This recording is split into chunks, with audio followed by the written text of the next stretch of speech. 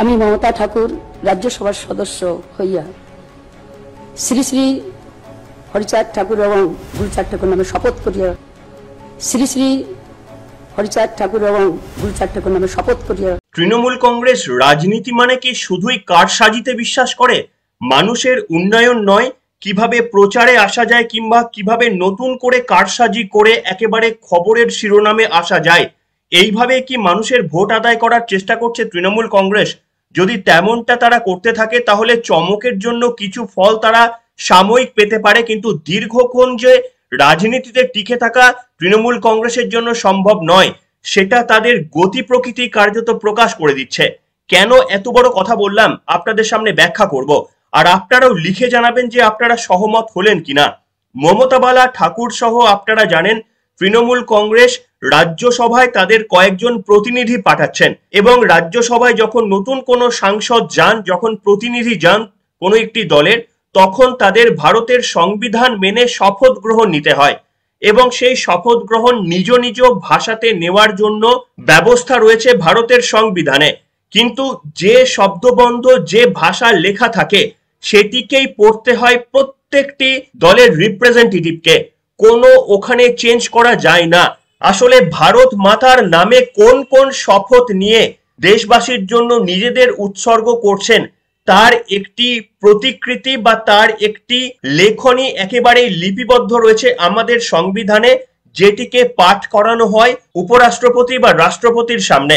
কিন্তু প্রশ্ন হচ্ছে তৃণমূল কংগ্রেস সম্ভবত এগুলোকেও মানতে চায় না, এবং এই না মানতে চাওয়ার পিছনেও কিছু কারণ ছিল খবরে উঠে আসা।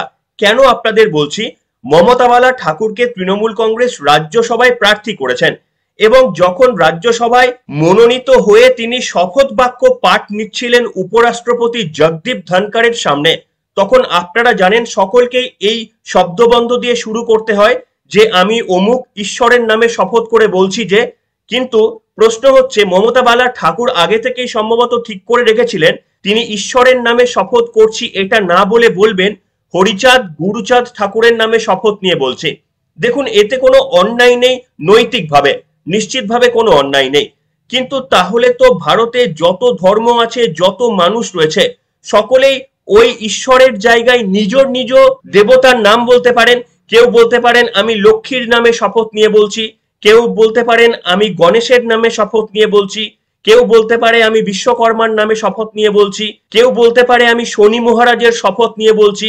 এমনটা তো হতে পারে না, এটা তো একেবারে অন্যায় আবদার। তার কারণ সংবিধানে যেটা লেখা আছে, যেটা সকলেই মানছেন, কেন তৃণমূল কংগ্রেস মানবেন না? আপনাদের শোনাতে চাইবো পুরো ঘটনাটা আরো একবার লক্ষ্য করে দেখুন। মমতা বালা ঠাকুর তিনি সংবিধানের যখন শপথ নিচ্ছিলেন, তখন আমি মমতা বালা ঠাকুর ঈশ্বরের নামে শপথ নিচ্ছি এটা না বলে তিনি হরিচাঁদ গুরুচাঁদ ঠাকুরের নামে শপথ নিচ্ছি এই কথাটি বললেন, এবং সম্ভবত লোকসভা নির্বাচনের আগে মতুয়া ভোট টানতেই এমনটা বন্দোবস্ত করা হলো। তার কারণ তারা খুব ভালোভাবেই জানতেন যে এইভাবে সংবিধানের লাইনগুলো পাল্টে দিলে উপরাষ্ট্রপতি নিশ্চিতভাবে সেগুলোকে আটকাবেন। কি হয়েছিল তৃণমূল কংগ্রেসের তরফ থেকে কি ভিডিও দেওয়া হয়েছে সম্পূর্ণটি রাখবো আপনাদের সামনে।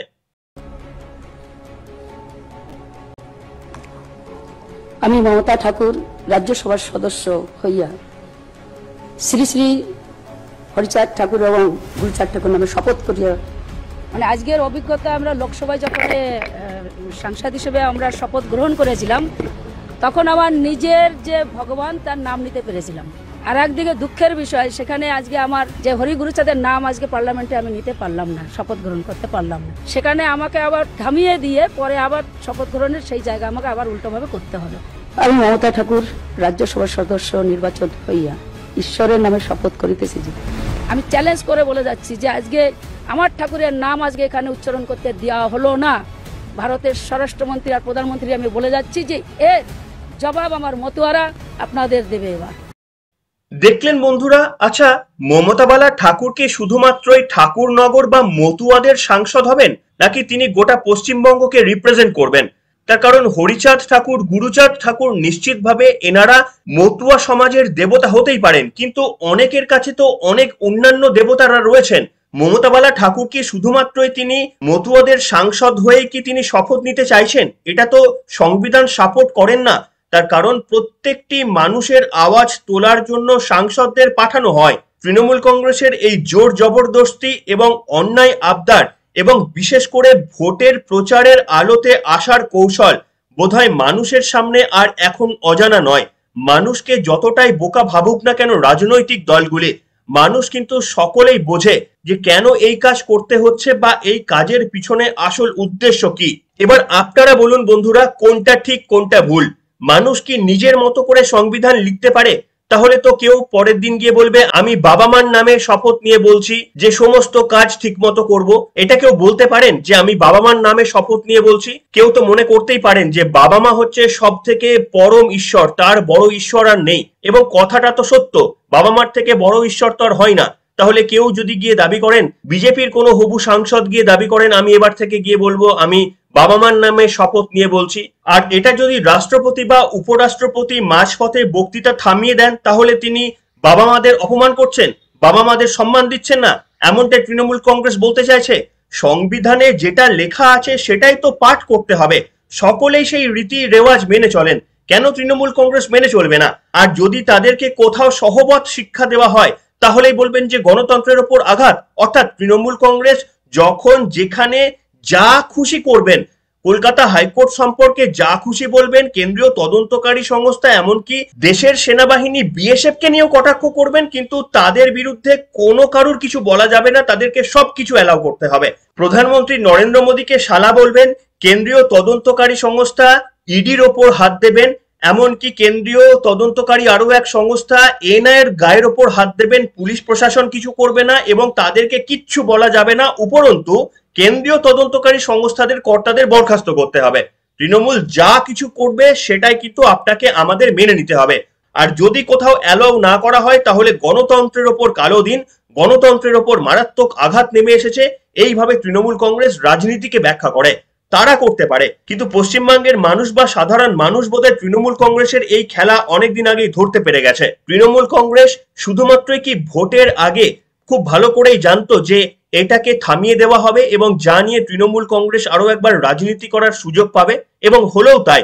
অভিষেক বন্দ্যোপাধ্যায় গত দিনের রাজভবন থেকে বেরিয়ে এই প্রসঙ্গটি উত্থাপন করলেন এবং বললেন মোদী শাহের ঔদ্ধত্যের কথা, তার কারণ তারা নাকি হরিচাঁদ গুরুচাঁদ ঠাকুরের নাম নিতে বারণ করছেন।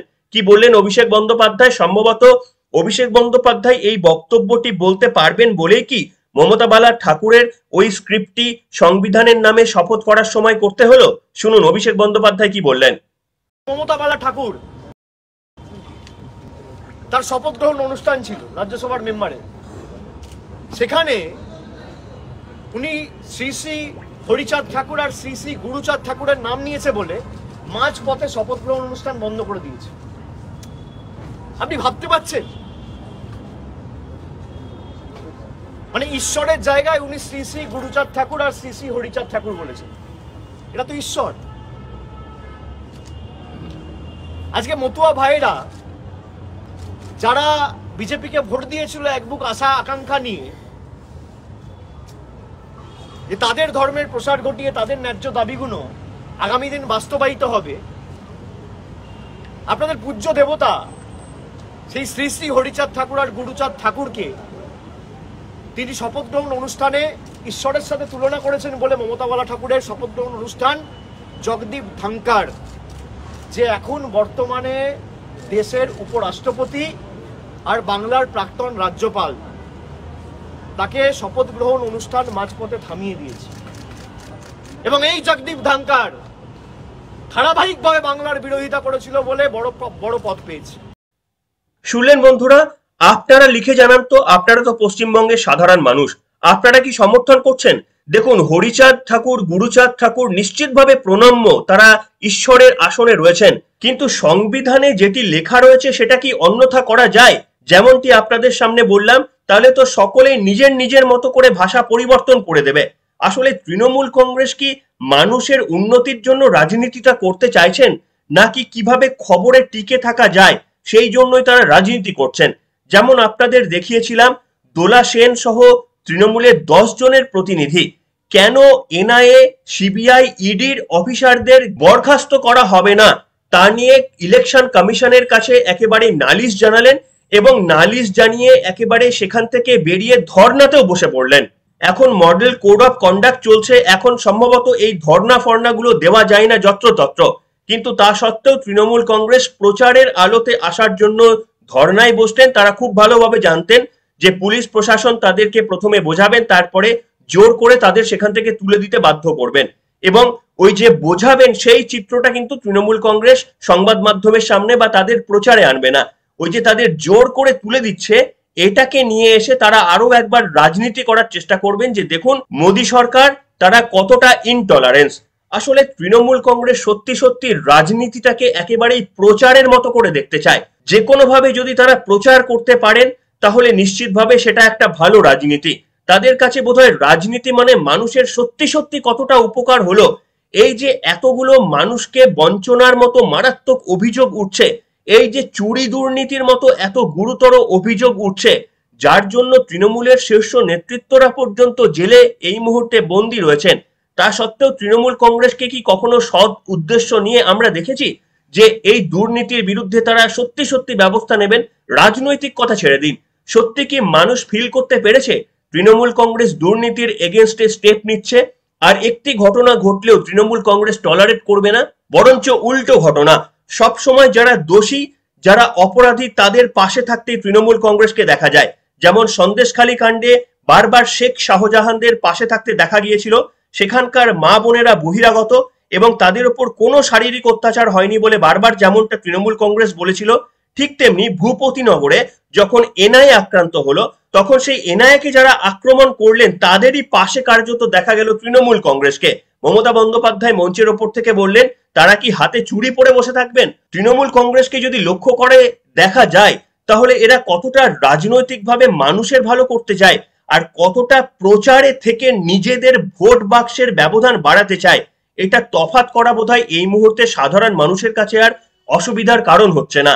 তাই অনেকেই মনে করছেন যদি সুষ্ঠুভাবে ভোট সম্পন্ন হয়, মানুষ যদি নিজের ভোট নিজে দিতে পারেন, তাহলে তৃণমূল কংগ্রেসের অস্বস্তির যথেষ্টই কারণ রয়েছে। কি বলছেন আপনারা? আপনারাও কি সহমত? লিখে জানান আজকের পর্বে। এখনকার মতো এখানে শেষ করলাম।